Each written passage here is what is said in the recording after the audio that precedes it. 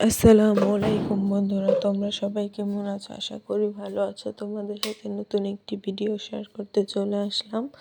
এই মাহে রমজানে কে কীভাবে ভাত খাবো আমরা ঠিক পাই না, কিন্তু এখানে আমি কিছু রসুনের পাতা নিয়েছি। দেখো, তোমরা দেখে হয়তো বুঝতে পারছো রসুনের পাতাগুলো অনেক তরতাজা ফ্রেশ ছিল। মাত্রই খেতে থেকে তুলে আনা হয়েছে বন্ধুরা। এই তো এখন রসুনের পাতাগুলো ভালোভাবে ধুয়ে নিয়েছি একটা চালনে। এখন রসুনের পাতাগুলো ভালোভাবে ঝুরি ঝুরি করে কেটে নিব। যত ঝুরি ঝুরি কেটে নিতে পারবা ততই ভালো হবে বাড়তে গিয়ে, কারণ রসুনের পাতা অনেক শক্ত, তো বাড়তে একটু কষ্টই হয় বন্ধুরা। দেখো কত সুন্দর করে আমি এখানে রসুনের পাতা ঝুরি ঝুরি করে নিয়েছি। হয়ে গেছে রসুনের পাতা কাটা। এরপর একটা কড়াইতে কিছু আস্ত কাঁচামরিচ দিয়ে দিয়েছি, সামান্য তেল দিয়ে দিয়েছি, পানি দিয়ে দিয়েছি। এখন রসুনের পাতাগুলোও দিয়ে দিলাম। এরপর লবণ দিয়ে দিলাম, সামান্য তেল দিয়েছিলাম কিন্তু বন্ধুরা, বেশি দিব না আমি।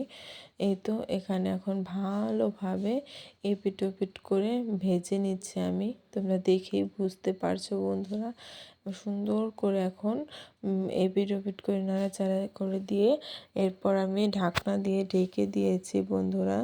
এই তো এখানে আবার দেখো ঢাকনা উঁচু করে নিয়ে আবার মনে করো যে নাড়াচাড়া দিয়ে নিচ্ছি, যেহেতু রসুনের পাতা আস্তে আস্তে জাল দিয়ে নিচ্ছি, নাহলে নিচে মনে করো লেগে ধরে যাবে। এর জন্য আস্তেই করে দিচ্ছি। দেখো এইভাবে আমি আমার এই পাতাগুলো ভাজা হয়ে গেছে বন্ধুরা।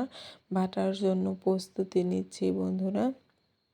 দেখো আমরা কে কীভাবে ভাত খাবো বুঝতে পারিনি এই সেহরিতে। এই তো এখানে কিছু লবণ দিয়ে কাঁচামরিচগুলো বেটে নিচ্ছি, মরিচগুলো বেটে নিচ্ছি, সিদ্ধ করা মরিচগুলো বন্ধুরা। এই তো এখানে আমার মরিচ বাটা হয়ে গেছে, তোমরা দেখতেই পাচ্ছ। এরপর আমি পাতা নিয়েছি বন্ধুরা। দেখো পাতাগুলো সুন্দর করে মিক্সড করে বেটে নিচ্ছি, ভালোভাবে সিদ্ধ হয়েছিল।